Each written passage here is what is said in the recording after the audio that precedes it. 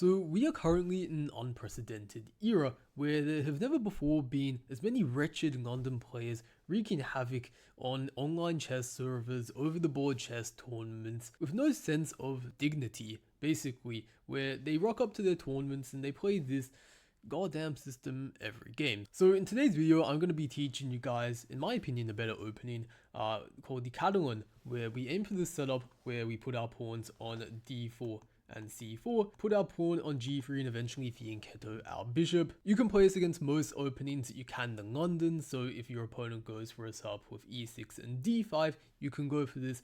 If they go for a sub like the Slav, you can also do this. If they go for a King's Indian one, you can also do this. But with that being said, in this video, I am going to be showing you the games that I'm playing against players rated from 800 to 1000 with the Catalan Opening. Alright, off we go to 1d4, and we're going to try and play a Catalan Opening, so maybe d5, maybe someday, don't know. But okay, we're going to go for g3, and we're going to play the following setup. So okay, they've gone for d5 in a bit of a strange way, wasting a few tempo in the process. But okay, we've reached what is basically a closed Catalan setup, a tempo down for black because they've spent, like, for some reason, 2 tempi on gaining d5. I don't know why, maybe they don't like themselves, but yeah, basically in these positions, like, where do we start, right? And typically what I like to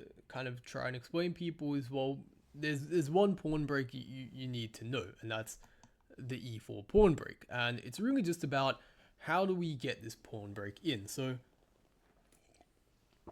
like, a very typical way of doing this is queen c2, knight bd2, e4, and the reason is that very often when you play queen c2, knight c3, you often need to get the queen involved somehow to get an extra piece attacking this. Then you often hang the c4 pawn, and then it might turn into some sort of gambit, which is, like, okay, but, you know, not everyone really wants to do that, especially if you're playing the Catalan Opening, which is generally more of like a positional opening, not like one that you want to play, like sacrificing a bunch of pawns usually. So that is why typically, yeah, the queen goes c2 and the knight d2. However, with the bishop on d6, there is an alternative way to do things, actually. Putting the knight on c3 first of all, and actually using another piece to attack the e4 square. However, this one in mind being the knight on f3 coming to d2, and it looks a little bit strange at first, bringing like kind of already developed piece like backwards. However, because we're going to play e4 and likely recapture back on e4 very soon, where it would come to a more active square, it's not really something we're too fussed about. a6 though, what are they doing? So, like, if castles, knight d2 would be the plan. And by the way, if they play d takes c4 here, knight d2 would also be the idea. Just trying to take back on c4 for the knight, and if we're allowed to do that, would be pretty good. And if they play b5, well, in that case, like, it might look annoying, but it's not really, because we can play knight takes b5, c takes b5, and the rook would actually hang on a8. Therefore, they cannot keep the pawn on c4 after they take it. So, okay, a6, so if we go knight d2, I think their idea might be to go to b5, but I'm not sure that's really, like, all that concerning, to be honest. Yeah, so let's go knight d2, and if they go like b5, well, there's a few different things we could consider. Well, one, actually, we could just, like, completely ignore it. I didn't think about that too much until just now, but that's definitely possible, actually. We could also play c5 first, and like, then go e4. That's, like, kind of typical, actually, sometimes when they do go for this rare b5 idea. Okay, they're thinking a bit, so I don't know, maybe they just randomly played a6 without any idea. No idea. But yeah, b5 is, like, the only real kind of, like, move. Okay, they just castle, maybe they played a6 without an idea. But yeah, we're going to e4 here, and this is kind of our key break. Threatening e5, of course, is one thing. So, like, if they just take on c4 or, like, develop a piece randomly, well, then we're going to fork them. So they should probably take this, and then we're of course going to take back with the knight that we brought to d2, bringing this to a much more active square. And from there, yeah, we have a space advantage in the center with our pawns on c4, kind of against these guys. Nice bishop on the diagonal, not so great bishop on c8, and they just bonded a piece, which we're definitely going to take. And yeah, already not looking very nice for gem 3 from, I believe that is Philippines. Yeah, I am correct. So yeah, okay, we take this and say they are attacking this, so I want to go knight f3. I might have kind of hung that pawn, but I don't think that's a big deal. Okay, I don't know what to do, and we're gonna take that. And yeah, at this point, pretty much just queening up, taking all 3 pawns in sight, and yeah, it's pretty much all we're doing here. So rook d8, and yes, let's go d6, create a protected pass pawn. I don't think we can do anything much better than that. Of course, otherwise they were just gonna take and like take this back. So yeah, knight d7, and multiple good things we could do. They are attacking this, so it would make, I think, a fair amount of sense just to defend that probably. And maybe the next move we can consider something such as knight d4, when the queen is like almost just trapped, to be honest. So maybe after like queen g6, that's their only square. Bishop e4, it gets trapped anyway. Well, they have f5 takes and then can come back to e8 maybe, but like, yeah, no one really set out in life to bring the queen back to e8 after like losing the pawn. So knight c5, and I guess they can maybe come to d3 if allowed or something like that. I'm just gonna go to d4 anyway, to be honest, gain the tempo, sort of see what cheeky stuff they're up to. If they go back to d7, if they go back to g6, maybe they'll just hang their queen, to be honest. I don't know at this point, but yeah, queen to g6 looks fairly logical. And I'm thinking of even being a little bit tricky playing rook c1, being that like we can take back on c3 with our rook, maybe even. I don't know how much of a difference that really makes, but we also set a bit of our trap for our opponent, which is that if they go knight to d3, then yeah, I think we can go bishop to e4 and fork this and this, and they simply lose material. I think they might fall for that. I'm just checking, and I like, it's possible maybe they have like, yeah, maybe they... No. So I was thinking for a second they might have rook c1, knight d3, bishop e4, knight takes b2, attacking my queen, and if takes, maybe it's not like... It's still probably bad for them, but it's like...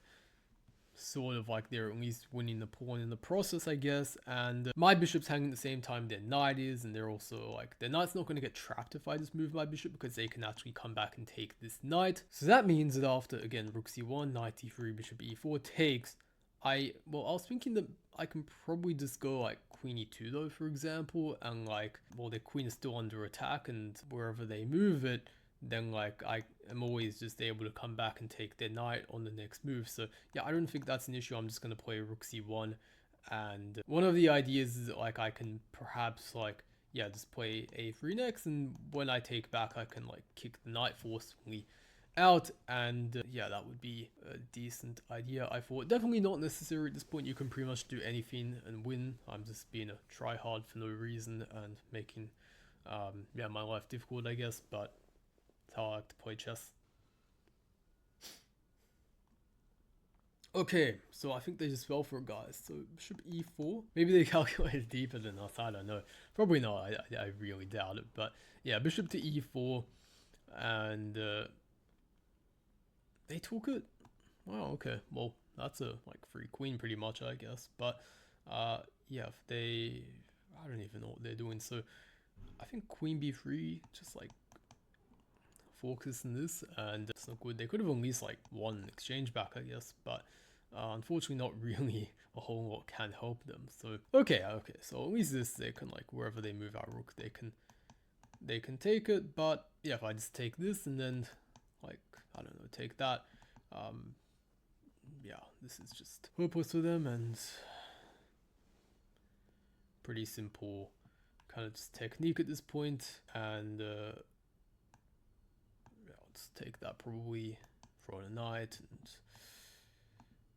like try to mate them on g7 or something is the technique. So yeah, to be honest, we can even just sacrifice the queen, push d7, then come to e6, and we can force through queen pretty simply just like that, or we can even just win free rook. That also tends to work. Let's just have a quick look at the game. I have a feeling there's not really a whole lot to really unpack. We got to close Catalan, and like we were a whole tempo up pretty much. So yeah, knight c3. As I was saying, you know, definitely possible to go queen c2, knight bd2. My only thing is that sometimes here with the bishop on d6, they can get like a quick e5 counter break in, but because they're a whole tempo behind, they don't really have that here. So yeah, like a6 stuff, yeah, knight d2 is pretty good.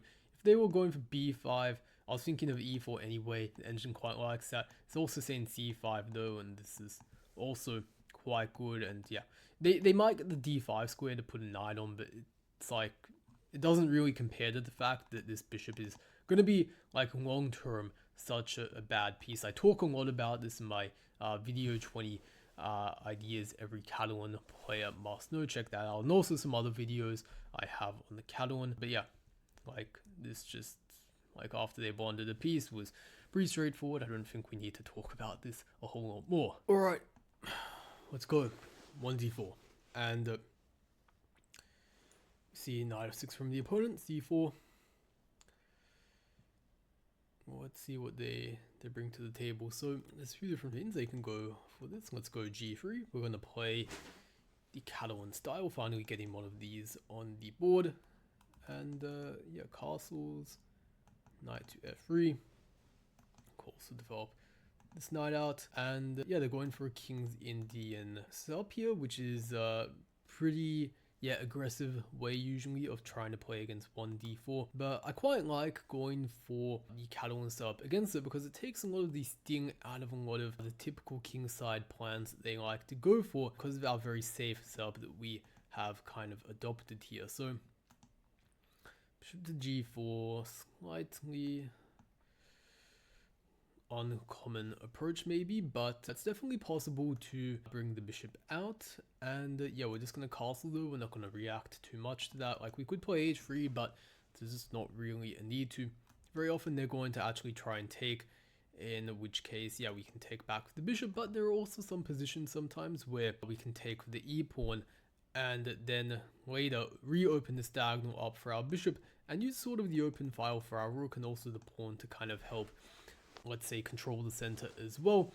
And okay, so the knight appears here.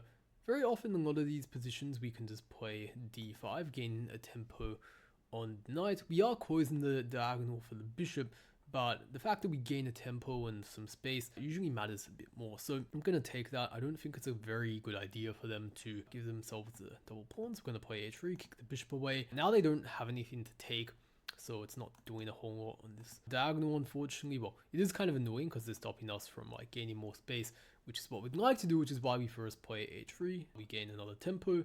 Thank you very much. And yeah, they either force back to one of these squares or they like just lose a piece, which I'm not going to complain about if they do that. But yeah, bishop to d7, bishop to c8. If either one of these occur, we're just going to play bishop to e3, continue gaining space. And you know, there's a few different things we could do. But I think one of them, for example, maybe let's say trying to play f4 on the king side, is one of the plans that I would be less inclined to go for, because like I think already with the pawn here we're just sort of inviting them to sort of solve some of the structural issues they have. But also because they brought this pawn away from the queen side, I'm more inclined to try and use that opportunity with the space advantage or majority we have over here to really create some advantage, maybe you could say, in that fashion. So e6 is a reasonable way to try and do things. I'm just connecting my rooks. Queen to e2. You could also maybe go to d2 or c2. I just kind of like e2 for whatever reason. Can't really explain why, but yeah, e6 they're gonna take, and I think yeah, once I take back the c pawn, then we can start considering maybe doubling up on the c file perhaps. Maybe that's one idea why I kind of prefer, let's say, e2 over c2, which is that, yeah, I kind of want to use the rooks for this file, and I feel like the queen would maybe get in the way a little bit. So yeah, that's one way you can go about things. But c6, ooh, I don't know about that one. So I get their idea. They really want to like challenge d5 pawn. However, like d6, if we get c5 in the pass pawn, no, I don't think that's good. So yeah, I think we just gained a very big positional advantage now, and not only that, but their bishop is really shut in here. Like, it can't go anywhere. So, like, yeah, after we go c5, or like even if we just like delay c5 and go rook fd1 and really reinforce that pawn there, I don't really think it's a very bright future for them, unfortunately. So, yeah, let's go rook to d1 and just back up the pawn. Can go c5 anytime we want. If they go like b6 or something, like, okay, even now like takes is not really a threat, because like we can just go maybe like bishop c5 and pin this, or we can go like queen d3 and then like skew all that. So I might even set a trap for them on the next move where I just let them take this, but I go queen d3 and then like I win a piece quickly. I could also just go c5 and try to like grind it out, but yeah, let us play maybe a bit of a waiting move. So yeah, let's just go king h2. I think this is like the least suspicious way we can do this. It's a semi-useful move maybe in some positions, but yeah, let's just go for this, and as long as I'm not hallucinating, I think that... Oh, okay, so in addition to like queen d3, we can also just play like c5 after the knight comes here, we kick the knight out, and then like we can take the bishop. So yeah, let's just go king h2, and like it's going to be very difficult, yeah, for our opponent at this level, who thinks they've just like won a pawn, to really resist from taking it. But yeah, unfortunately after c5, the knight's going to be forced out, and then like they're going to let us take their bishop. There's no real in between unless they like cheat and put their knight over here and like their bishop over here in one move and hope that you're not looking. But unfortunately, I don't think chess.com allows that unless our opponent hacks the server. So we should be pretty good here. And yeah, by the way, I'm talking about that point from not from personal experience of doing myself. Just want to make that clear. I have never tried to do that in a tournament, only maybe once in the simul against an instructor, but we don't really talk about that. So yeah, so I don't know, like overall this game pretty smooth stuff. I think just played pretty logical chess. They made a positional mistake, we gain space, we gain tempo, we develop our pieces, and they just keep sort of making positional mistakes over time which ruin their position, and eventually gets to the point that, you know, we create a little bit of a trap and material, and yeah, gets this, and not really too much more to add to the discussion. Right, and yeah, we finally see resignation from the opponent. So a quick intermission. We've just seen game 1 and game 2. Game 1, of course, we had that weird closed Catalan where we got something like this, right, but then they spent like 2 tempo to basically put their pawn here and then here, and then we had a King's Indian sub, something that looked like this, right? However, the following games, you're actually going to see that I don't get a Catalan setup on the board, and this is where it is important to understand that you can't just play the same exact moves on autopilot. For example, if black in this position after c4 plays c5 and they strike against center, well, you know, playing something like knight f3 or pawn g3, just ignoring the fact that they're attacking the d4 pawn and trying to claim a central majority, we need to address this head on and just push our pawn forward, trying to gain as much space in the center, and especially against these sort of benoni subs, which we're going to see quite a bit in this video for whatever reason. In these positions, it is definitely possible to try and still play like knight f3, pawn to g3.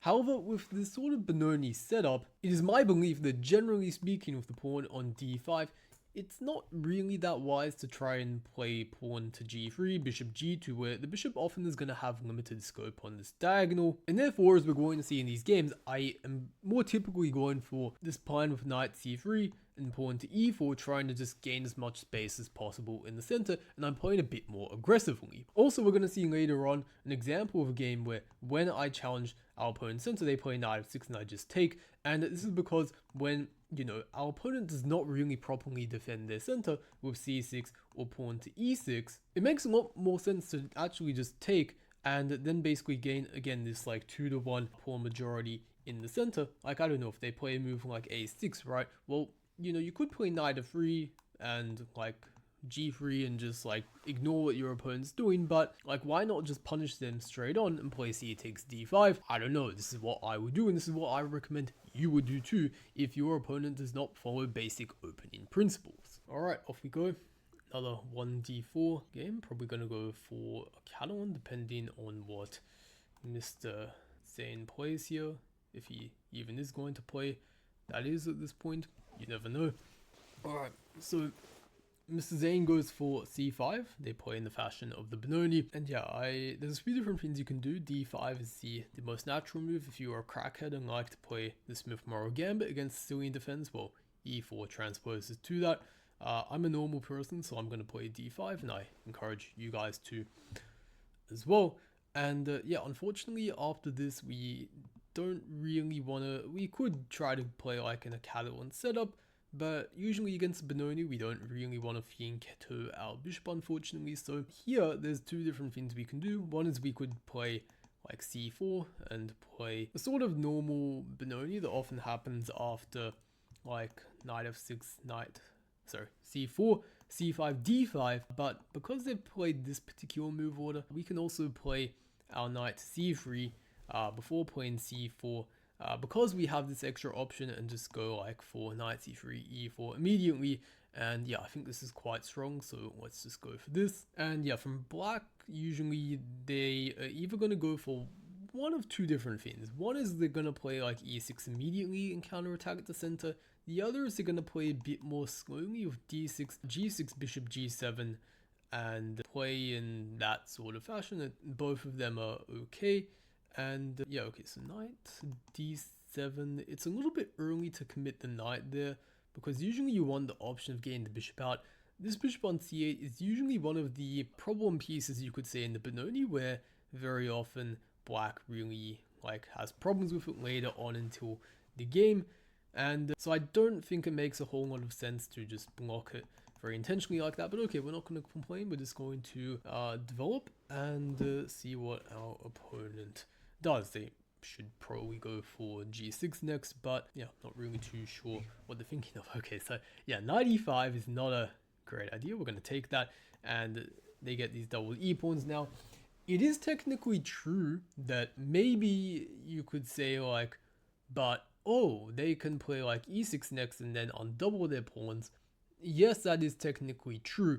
However, they still have this problem, let's say, in their position where, well, I guess in the ideal world, like if we just went e6 and like they went e6 and we took, like, maybe it wouldn't be too bad. But like, for example, if we like put a bishop on c4, it's kind of very difficult to get an e6 because like take, and when that does happen, they still have the double pawn. So I'm just not really sure this is actually kind of helping them, right? And if they don't manage to go e6 and undouble their pawns, well, then they have a pretty not so good position from a strategic point of view.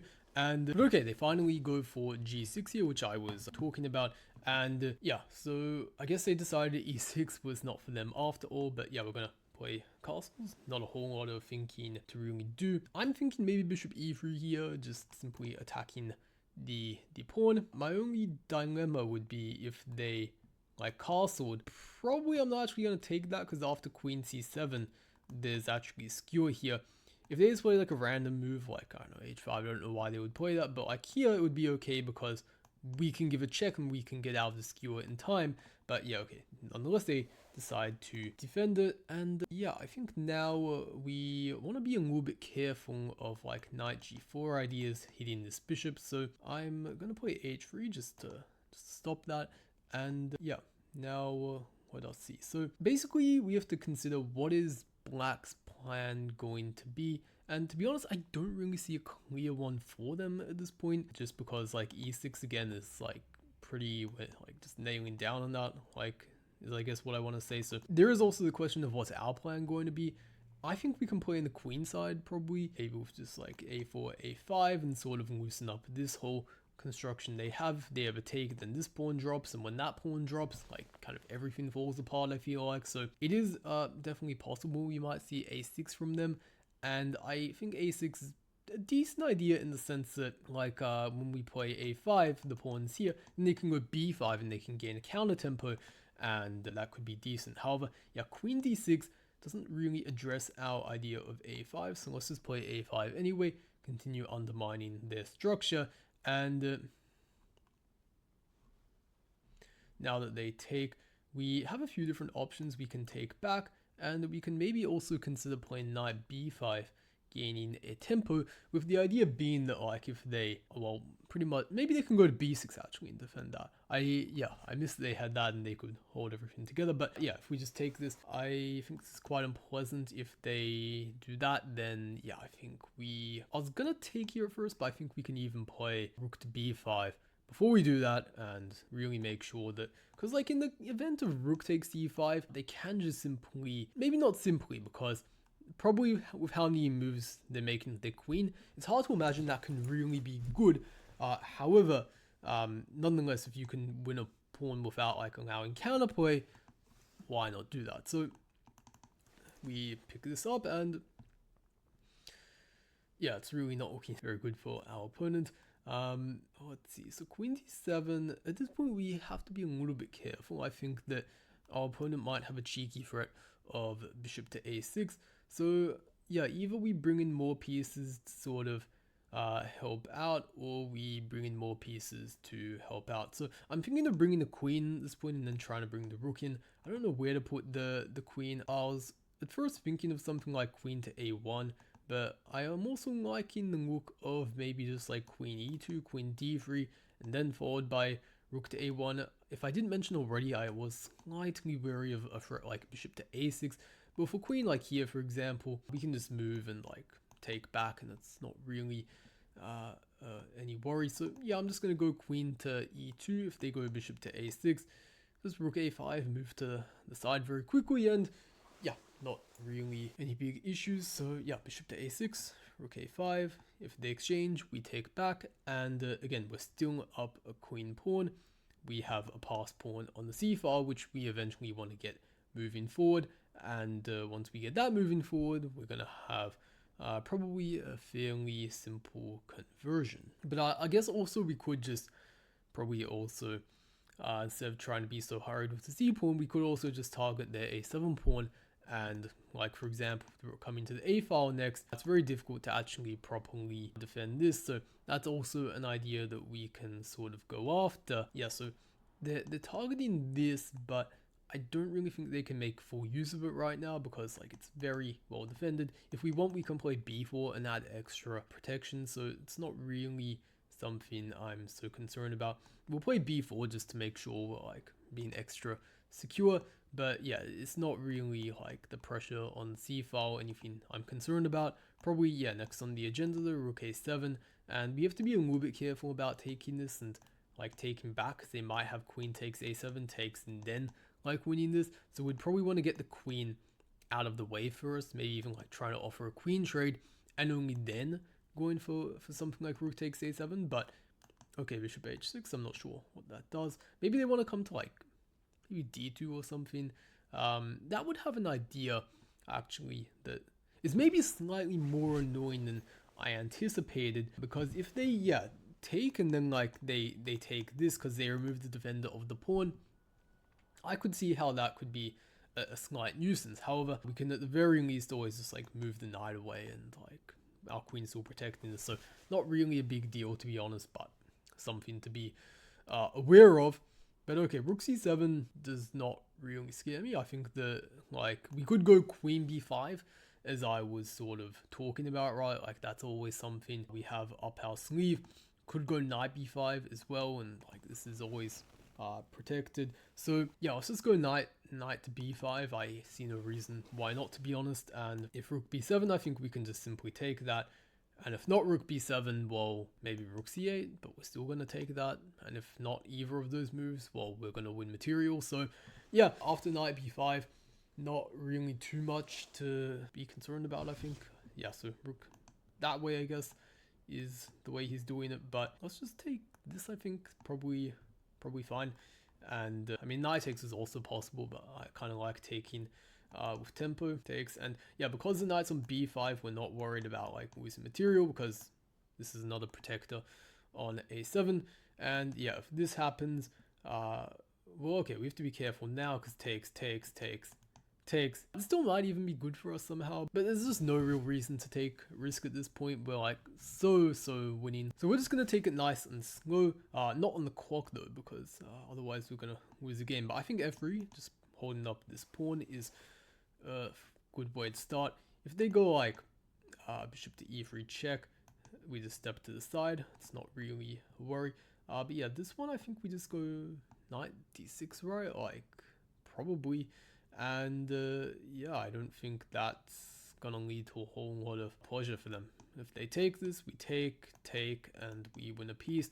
If they like move we could also take first, but like if they, you know, move the queen, then we take, and then we take that. So nothing at all to be worried about pretty much, and should be a fairly clinical win if it wasn't already. So yeah, let's ooh, we could even take that one, I think. Yeah, and they then lose bishop, which is pretty nice, and then we can come around and we can kind of destroy them, I guess. But yeah, let's take, and they can give a check, but we can then take that, and then when they take this, we win a piece anyway. Like, yeah, if we were forced to go king h1 or something like that, then like maybe, like, you know, that would save them a little bit, but the point being that bishop wouldn't be hanging with check on h6. But okay, yeah, queen f8, probably just take that, right? And I thought they were at least going to take the queen. Don't know what's happened to people these days. But yeah, queen takes c8, and okay, maybe he had like a brain spasm there, but in the end we did it. Apparently I made a blunder, I don't know what that's about, but okay, let's analyze this real quickly. So okay, in the analysis room, real quick, just taking a look at this. Yeah, as I was mentioning in the opening, I think knight c3 against this old Benoni is quite good.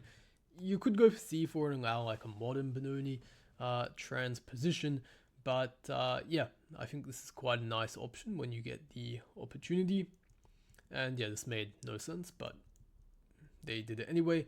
And I thought the playing against these double pawns is always just going to give us a nice position.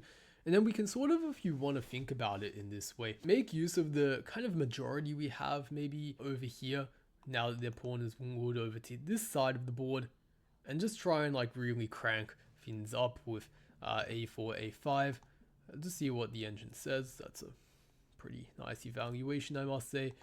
B takes a5, takes, and like this is all looking pretty good. I don't know where the blunder was. Like, the engine said I made a blunder. I swear this is like just trying to like hurt my ego or something. I mean, this looked all pretty good. Must have been later on, but like, I don't know, it looked pretty clean to me.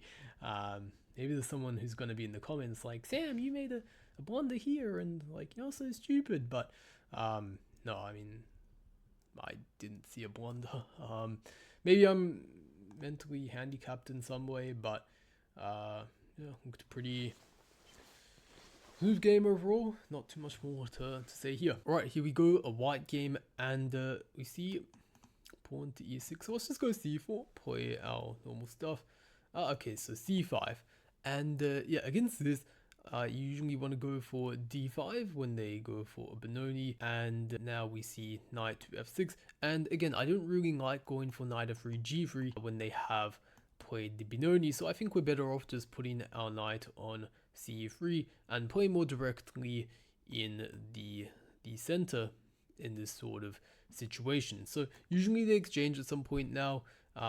They don't, however, so let's just continue occupying the center with our pawns with e4, and if they just like develop, for example, then we can maybe play e4 even, and we can just sort of run them over. And I think they need to be quite careful at this point, maybe to play a move like e takes d5 and then eventually play d6. Yeah, I think d6 they need to play. But okay, we're just going to develop our knight very naturally, and I'm expecting at some point they're probably gonna take in the center. We are going to take back towards the center. That is usually the way we recapture in this opening.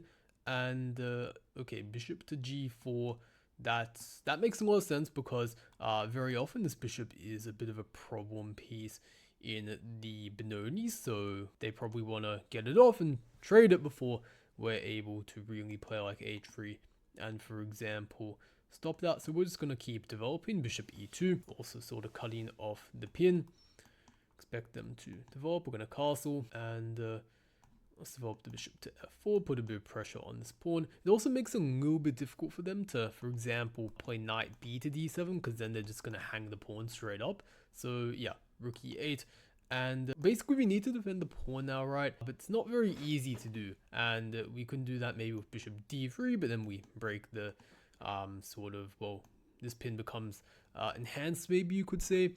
The other option might look like is to defend it with our queen, but I don't really like using my lady like that to protect a mere pawn. So what usually you're going to do in the benoni here, when you can at least protect e4, is to swing the knight back to d2.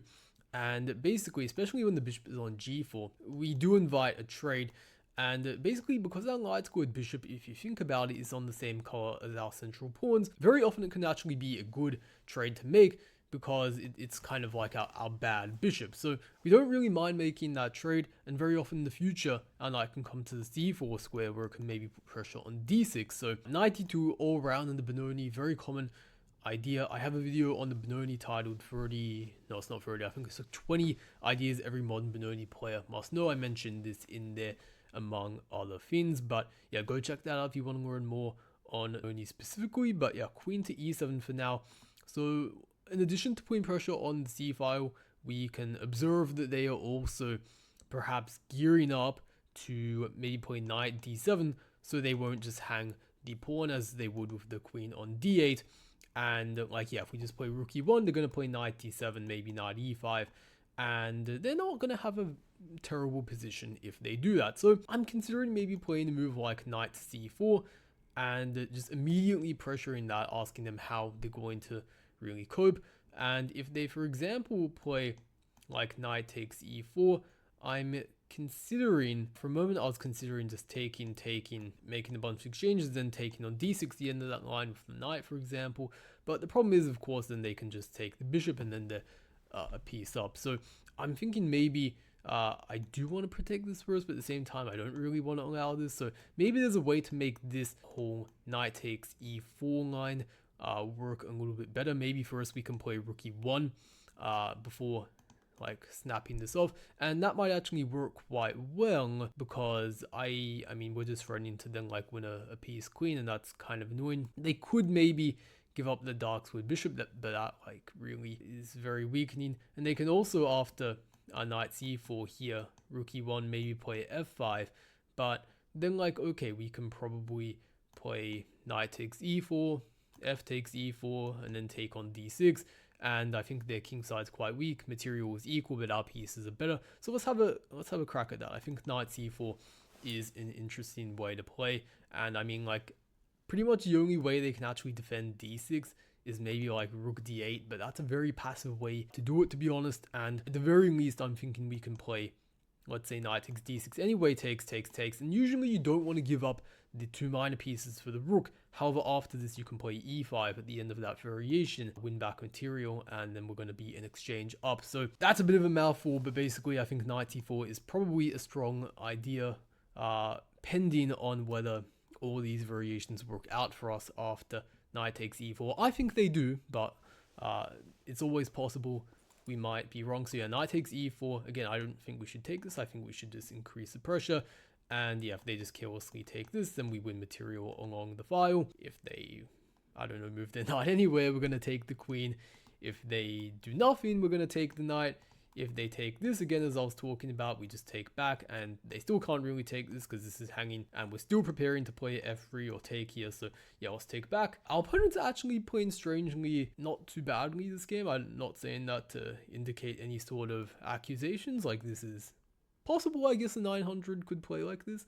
They haven't been playing perfectly, but yeah, if they continue doing some suspicious stuff from here, I guess we're gonna know what's going on maybe. But I don't really think this quite works out for black. I think that they are a pawn up right now, but I think, yeah, the pressure along here is pretty real. We're threatening f3, we're threatening knight takes d6. It's a lot to handle, and yeah, I'm not really sure they can sustain this. I mean, yeah, we see queen to h4, so queen to h4, if we... Okay, so one idea is that they're also, maybe in some lines, like if we just go bishop g3, for example, they move back to bumblefuck Egypt with their queen. If we go f3, they can maybe go knight f6 and then defend the e-file properly like that. So that's one sort of possibility.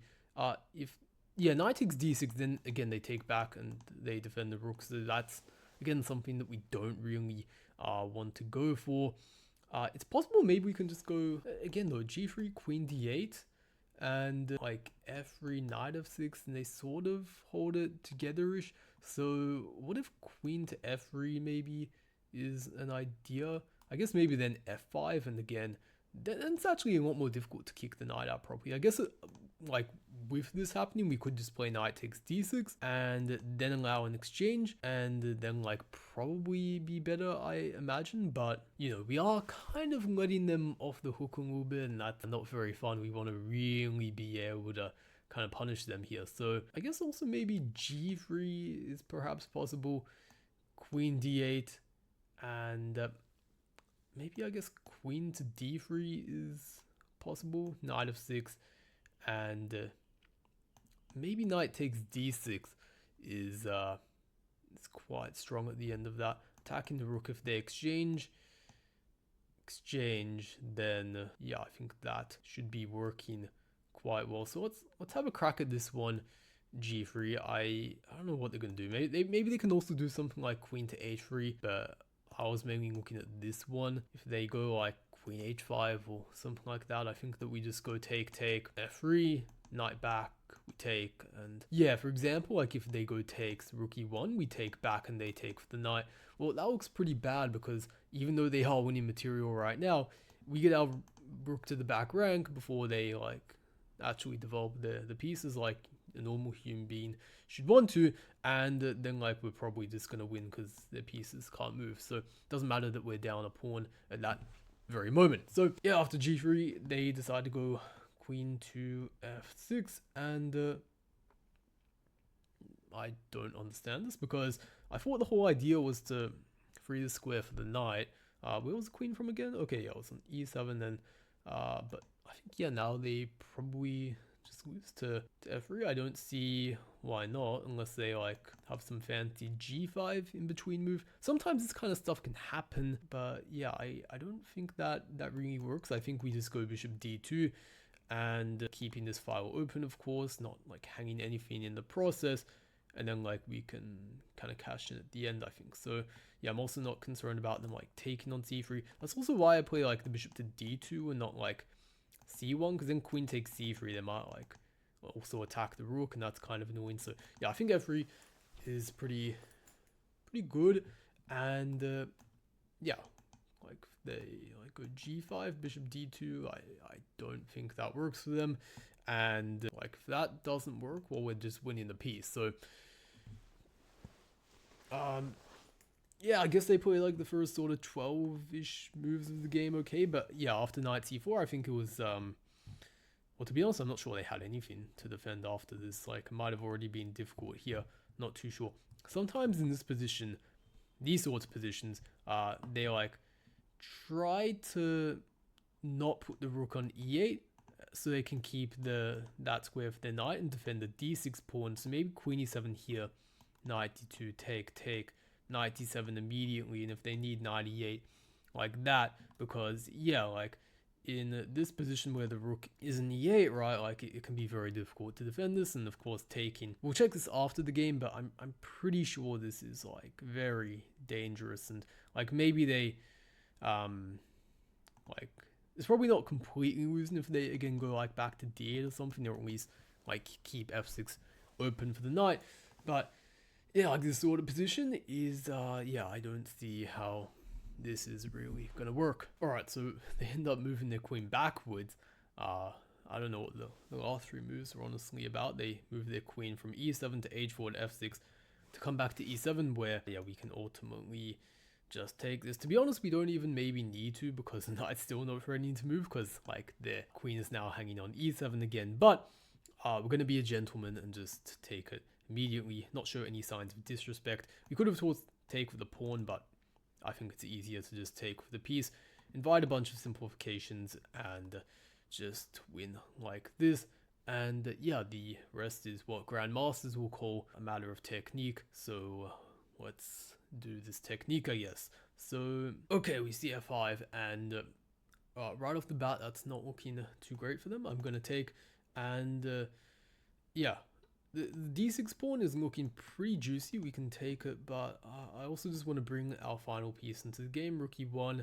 Was hoping that maybe they'd like spaz out and let us put our rook there or something, but okay, they don't do that. Now we're going to take, and probably going to bring our rook to a square like e7 next, and just pretty much dominate like this.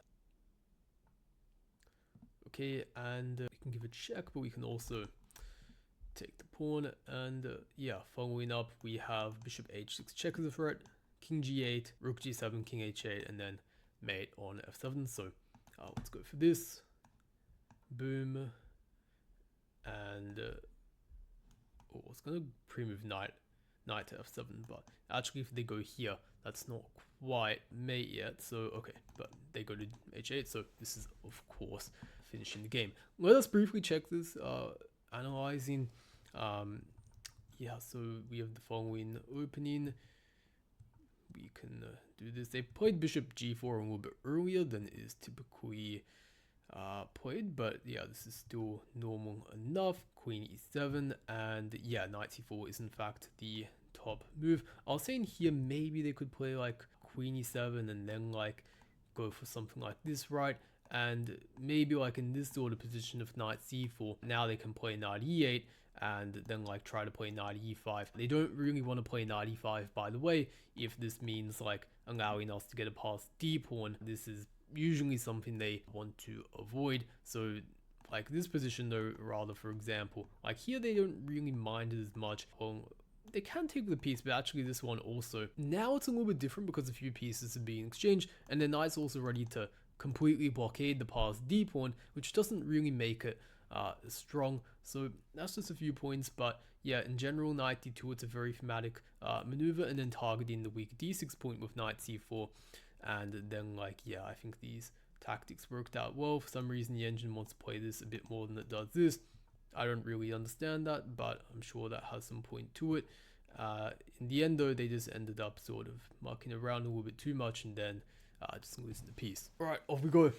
Another Catalan game, 1d4, and see d5. So let's play c4, striking in the center, and maybe we'll see c6, maybe we see e6, so it's a very logical move. But okay, we see knight to f6, and this is called the martial defense. And against this, again, you know, we could play knight f3, g3 and go for more of a Catalan, but it doesn't really make sense when they're just offering us to take on d5 and take the whole center and get this 2-1 majority. So yeah, queen takes d5 is one possibility, knight takes d5 is another, but yeah, we just want to gain a tempo on this queen. Probably shouldn't have brought it out so early, to be honest. If they go backwards, we're going to play e4 and gain the whole center. If they go to queen a5, then we don't play e4 because they're going to be pinning us, so we don't want to hang the pawn. But after this, we can play bishop d2 to prepare e4 now, because you know, we simply breaking the pin with the bishop. And yeah, this is not a very fun position at all. Worth noting, if they try to prevent e4 with a move like bishop f5, well, they don't really prevent bishop, well, e4, because like after takes, well, they can't really take back because like there's discovered attack on their queen, so they're not really in time. But yeah, we're going to play e4, as I was just saying, finally gaining the big center we wanted. And yeah, it's up to black now to really decide how they're going to continue from here. And they're playing it very passively, which I don't really like. I thought maybe they could at least try play e5 and try and counter our big center, but if they're not, we're just going to continue developing our pieces to very natural squares. Knight f3, probably bishop d3 at some point. Bishop b4 doesn't really do much, unfortunately. You might also be thinking, like, come on Sam, like let's go for some like berserk knight discovery or some crap before like bishop b4. But like, you know, if we go like knight d5, for example, well, they can probably just go back to d8 and it doesn't really do much. So I don't really see a big purpose in doing that. However, in this position right here now, there could be some e5 shenanigans going on where, yeah, if the knight moves, for example, maybe we can start considering some sort of, let's say, Greek give sacrifices on h7, because there's not really any defenders around the black king. The queen is over here, the bishop is over here, the knight's like, well, not over on the king's side. They're having like this big family gathering in the enemy's territory for whatever strange family reason, I guess. Maybe they're having like a lawsuit or something, I don't know. But yeah, after this though, like king takes h7, knight g5 check. If they go back to g8, queen h5 is already going to be losing. And if they maybe go to g6, for example, there's a few different things we can do. One is maybe we can play pawn to h5 and try to play like h5 check and try to win right off the bat like that. I think that's one very tempting option. And there is also maybe queen c2 check instead of h4, h5 and all of that. But yeah, maybe they get f5 there, and I'm not sure I really see a way to finish them off. So I'm more in favor of trying to, if we do this, maybe go for just h4, h5. And like if they take this, for example, h5 check, king f5, queen f3 check, that is almost mate, but not quite, because they have knight f4. But because our bishop is still protecting the square, we can just take it, and that is going to be mate. So I think let's go for this e5. I quite like the look of it. If they like take this knight in between for whatever reason, we just take back with our bishop. We're attacking the queen and the knight at the same time, so it's going to be pretty bad for them if they play knight d5. Again, we're taking that thing, and I think this is probably just winning. By the way, if they like just move away, I mean, that's gonna be just like a free pawn, so not really concerned about that. And yeah, if they go backwards, that's for cowards. Queen h5, you lose. The sucky thing about this sacrifice is that the only way to really beat it is by taking it and then going like full force ahead. But the problem is that a lot of the times, as in this position, you're still fucked, and even when you're not, it's still a pain in the ass to defend. So yeah, king h8 though, sorry, king g8 rather though, this is like no chance you're defending this at all, really. Maybe you can play like rook d8, but like I can take here first, you go there, then I come back here, boom, boom, boom, boom, and then that is still checkmate, I believe. So that's also not particularly fun. So yeah, let's play that. Queen takes f7. We go here, and then we go here, then we go here, then we go here, then we go here, and that is checkmate. I actually forgot about that final move until just then, but yeah, looks like a pretty clean game. Let's check it. So I'll just briefly show you what I was talking about with sort of maybe in the opening here. This is all very good already. This is like really bad what our opponent is doing, but yeah, when they neglect the center, they give us these two pawns here. They don't have any defenders around the king. They don't have like a bishop on e7 guarding the square, for example. That means that we're going to easily be able to take here. Go knight g5, they can't take it. Like if they had a bishop there, then none of this would really work. But yeah, like, well, king g6, for example, as I was saying, I thought h4 was quite good. Okay, the engine wants to play f5, h5, and walk their king here. To most humans, this will look suicidal, and it is. But what I was saying, for example, is if they just like go full charge ahead, take this, but we go h5 check. And for some reason I forgot about this in a bunch of lines. It's not like particularly good, but yeah, king to f5. And I was giving queen f3 check, this and mate, but it's even simpler. Just go g4 and checkmate like this. So yeah, that's basically, long story short, what happened in this game. Alright, playing another fellow Australian here, Geordie Vu. Interesting name. Yeah, probably just a name to be honest, but yeah, d5. Okay, against Benoni, we could go c4, but yeah, when they go for this move order, I like the extra option with knight c3, and ooh, they're going for a check Benoni here.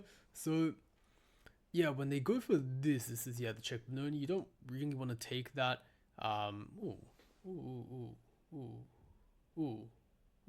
Okay. You might be thinking, Sam, what the fuck are you reacting like that for? But basically, like, they need to go d6 here. That's very important. When they go here, they allow d6 with tempo, and then they're like, that's just like not good. So yeah, like I'm not completely sure how we're gonna follow this up just yet, but like this is, yeah, not really something they're supposed to allow, this d6 with tempo. We're gonna teach them a brutal lesson, unfortunately, here. And yeah, just thinking about how to continue this. So if knight to b5, I think knight to a6 in this sort of holding that together. So maybe maybe first of all we want to go for something like bishop g5. Whenever they play queen b6, I think we always then can play like knight b5 and sort of threaten that and then force knight a6 from them. So that's one thing to consider. If we go knight to f3, we could potentially lay a trap there, where if they went like knight c6 to defend the pawn, then they would run into like just simply knight to b5, and they can't defend against that because then they don't have knight a6 anymore. It's just some other things I was considering. If queen b6, again attacking the pawn, then like I don't think we really want to take and allow that exchange. I really want to keep the pawn on d6, but yeah, knight to f3, queen to b6, right? I was thinking then knight to b5, maybe knight to a6, and yeah, potentially now we can play knight takes e5, and if they go knight takes e4, I was thinking like bishop c4. I can't really see a world in which that's good with all the pressure coming on to this pawn, or actually maybe even just queen d5 attacking this and this. That also looks pretty good. So let's go knight to f3, just developing and attacking this. Very difficult for them to defend it. They do go queen to b6 as well, calculating attacking this, but I think knight to b5 is a relatively strong idea. And if they, well, I was going to say knight to a6 defending that, but okay, if they want to give us this, we're going to be happy to take that, of course. And yeah, I think we're just going to take that. And